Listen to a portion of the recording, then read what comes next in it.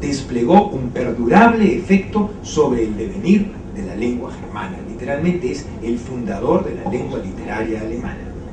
Como se indicara, fue la Roma imperial, convertida en centro de la actividad traductora, la que tornó inteligible el extenso saber de los griegos por vez primera a los diversos habitantes del imperio entre el Mediterráneo, el Atlántico y el Mar del Norte, a través de traducciones de las que la humanidad se beneficia hasta nuestros días. Algunos conocimientos de los antiguos griegos nos han sido transmitidos exclusivamente a través de las versiones latinas.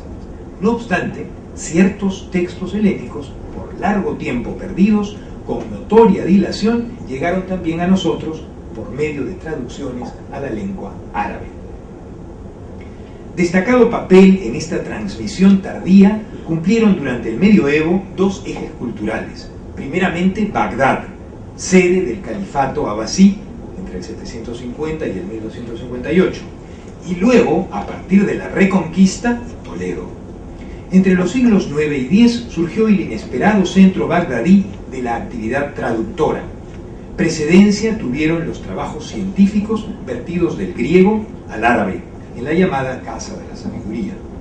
Estas traducciones habrían de cumplir un papel sustancial en el desarrollo de la ciencia medieval, pues constituyeron el fundamento para el tercer foco de traducciones, que fue la llamada Escuela de Toledo, que durante el siglo XIII, reinando Alfonso X el Sabio, retradujera a la lengua latina textos griegos trasladados al árabe que a la postre fueran a su vez transpuestos a la lengua castellana.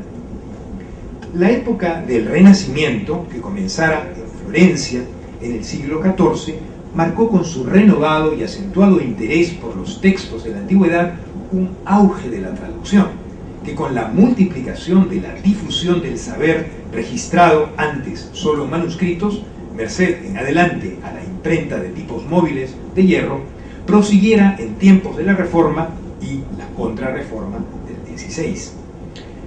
Posteriormente, en el siglo XVIII, la Ilustración impulsó nuevamente la actividad traductora y favoreció, en razón de la propagación de ideas opuestas al despotismo imperante, el advenimiento de movimientos políticos sin precedentes, la independencia de las 13 colonias inglesas de Norteamérica y, de mayor repercusión, la Revolución Francesa, que a su vez sería el acicate, merced a copiosas traducciones, de nuestro proceso de emancipación y de la independencia de las comarcas del Imperio Hispano en este continente, dando nacimiento a numerosas repúblicas vinculadas por un patrimonio lingüístico común.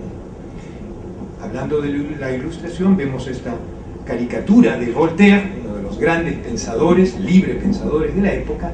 Él creó, entre otras obras, su tragedia Alcira, inspirada en un episodio de la conquista del Perú tras su lectura de Godin, y a su vez esta obra teatral Alcira sirvió a la condesa de Graffigny a hacer un aporte, el primero de una mujer, a esta entusiasmada dama del siglo XVIII. Le toca el haber creado la literatura epistolar femenina en sus celebradas Cartas de una peruana, que tuvo un éxito rotundo en la segunda mitad del siglo XVIII y contribuyó a establecer un modo de crítica singular en quienes antes solo callaban, las mujeres, y con eso el inicio de su aporte efectivo a la transformación social. Al alborear el siglo XIX, en el ámbito de la lengua germana, el romanticismo otorgó un destacado papel a la traducción literaria. Entre las más célebres traducciones del inglés al alemán se hallan las de los dramas de Shakespeare, que son conocidos por los traductores que las virtieron al alemán. Asimismo, el propio Johann Wolfgang von Goethe, motor mayor del movimiento romántico, a partir de su novela epistolar, estoy siguiendo el ejemplo de la dama mencionada, hizo que con los padecimientos del joven Werther se ocupara intensamente del tema de la traducción y de la teoría del traducir, y sus creaciones, vertidas a otras lenguas europeas, fomentaron la innovación en diversas artes. En el siglo XIX, a su vez, la expansión del Imperio Británico, cuyo máximo esplendor vemos en ese mapa, nos muestra cómo se inicia el predominio cuasi hegemónico de la lengua inglesa en el planeta entero, cosa que luego continuará en el siglo XX y tras el traspase de la guía del poder a su antigua colonia, mantiene el día de hoy esa condición de primada de las lenguas, como decía antes, mal que nos pese. Tendremos que esforzarnos para que el castellano no pierda siquiera la posición que merece. Por tales motivos, desde el periodo romántico, las traducciones no fueron ya más pensables como ausentes del mercado librero occidental, en ninguna de las lenguas mayores de Europa. En el pasado siglo XX tuvo lugar un explosivo crecimiento de la actividad traductora. Nuestra lengua, que allí vemos esta visión de las glosas emilianenses, una de las páginas, es su partida de nacimiento, aunque algunos discuten que las glosas en cuestión corresponden más al vasco que al castellano, pero en fin, se la ha reconocido como la partida de nacimiento de nuestra lengua. Se afirma y se extiende con la producción que se aquilata en el siglo XIX aquí en nuestro continente, de manera que entramos en competencia y quizás en el XX hemos superado al lugar de nacimiento de la lengua en cuanto a creaciones, y bien la calidad se mantiene en ambas orillas del Atlántico. Hace 2000 años no existían las lenguas que hoy distinguen a la Europa occidental. Esta, la nuestra, la castellana, apenas balbuceada a fines del siglo X, en este primer testimonio emborronado por monjes de San Millán de la Cogolla, es actualmente principal vehículo de comunicación en la mayor parte de América. En el África se la usa, aunque patentemente en menor proporción, y en el Asia y Oceanía constituye objeto de creciente estudio. En contraste, la lengua alemana es todavía empleada largamente en el ámbito de la Europa central, pero en algún momento del futuro, tanto nuestro dilatado castellano de hoy como el más restringido idioma alemán dejarán de existir. Esto es válido para todas las lenguas. Ellas surgen por un cierto periodo, son utilizadas y luego se extinguen.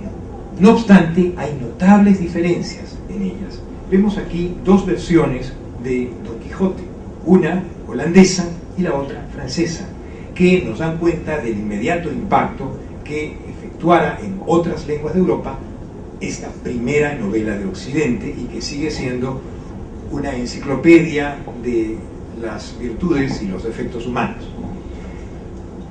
El surgimiento y la desaparición de las lenguas y sus muy diversos desarrollos están íntimamente vinculados al destino de sus usuarios. En otras palabras, las lenguas son dependientes de la historia de las sociedades cuya comunicación hablada y escrita hacen posible. De otro lado, los acontecimientos históricos dependen con frecuencia de cuál sea la lengua que hablen aquellos involucrados en el suceso. Vemos aquí una reproducción de la versión francesa del último trabajo del Inca Garcilaso, la Historia General del Perú, presentada con el título de Historia de las Guerras Civiles de los Españoles en las Indias. Sin embargo, fue este libro el que completara la primera traducción de los comentarios reales, y vemos incluso una loa inicial que da cuenta de la trascendencia de este gran trabajo de nuestra primera pluma de América, el Inca Garcilaso, quien había logrado por propio esfuerzo no solo convertirse en un hombre letrado, sino en un traductor, como también habremos de saber con más detalle por otra de las ponencias.